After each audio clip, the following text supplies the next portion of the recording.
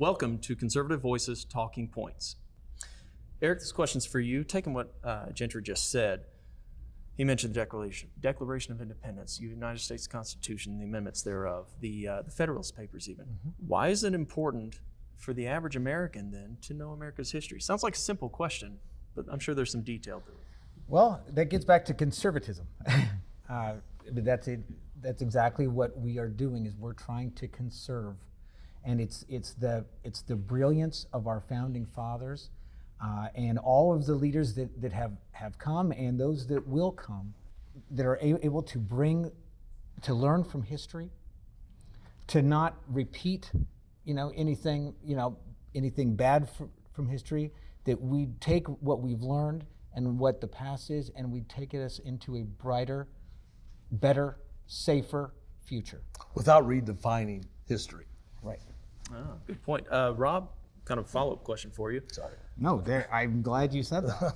Pursuit of happiness, which is described as liberty in the Constitution, versus expectation of equal happiness for everyone, right? That's what at least I have taken away from liberal Americans. The equal opportunity versus the equal expectation of equal.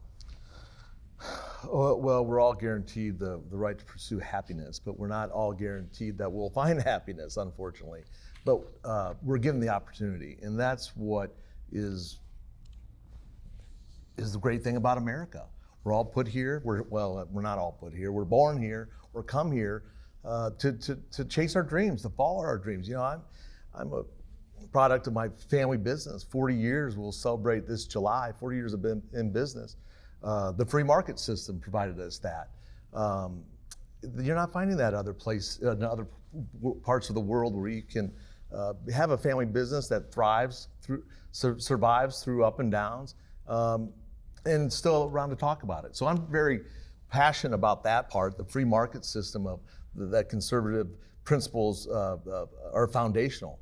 And to that point, here's a great example of my family's business, 40 years. So, I'm not sure if that answers your question or I taken it the wrong direction, but equity and the equity part, I have a little bit of a problem with. Gentry and I spoke to that just this past week on the equity and who gets to determine what is equity and what isn't. That's a great segue, right? Gentry, the question is for you. Give us the difference between equity versus equality.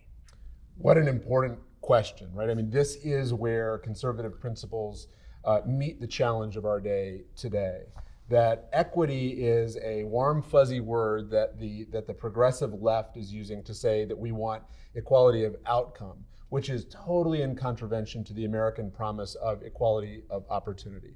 That equality of opportunity has been that part of the American ideal that has lifted so many people up. I say that conservative principles, that the American experience has lifted people up. A little bit of historical context for that, if I may. Scientists now can look all the way back to the Paleolithic age, and they find that in the Paleolithic age that human life expectancy was about 30 years. And it was defined, those 30 years were defined by deprivation. You didn't have enough to eat, you didn't have enough clean water, you didn't have access to innovation, healthcare, and because of all of the deprivation, you were subject to violence, right? And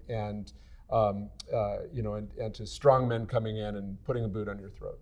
What I think we too often forget is that was true through 5,000 years of recorded human history.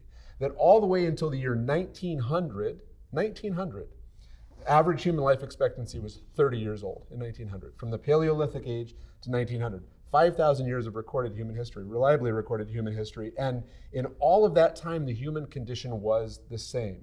The details varied from place to place, but for the great majority of humanity, it was mass deprivation and death at 30. Right? One American century, defined by the idea that we're all created equal, that we all have equal access to the marketplace, right? And that we all have an equal opportunity to succeed under the rule of law. Whatever our warts and flaws are as a country, and we certainly all know that they're legion. By the way, one of the other great things about the American experiment is that our system is designed to self-correct when we find those. But what did that American century yield historically? Is that no longer is the global life expectancy 30, and no longer are our years defined by deprivation. right? That today, global life expectancy is at 72. 72. And we will lose more people this year to diseases of excess than to diseases of deprivation. That's 1 century of the American ideal, of the idea that equality of opportunity under the law is the best way to lift people up. And I'd say after 5,000 years of trying other ways of doing it, the facts are on our side. Excellent answer.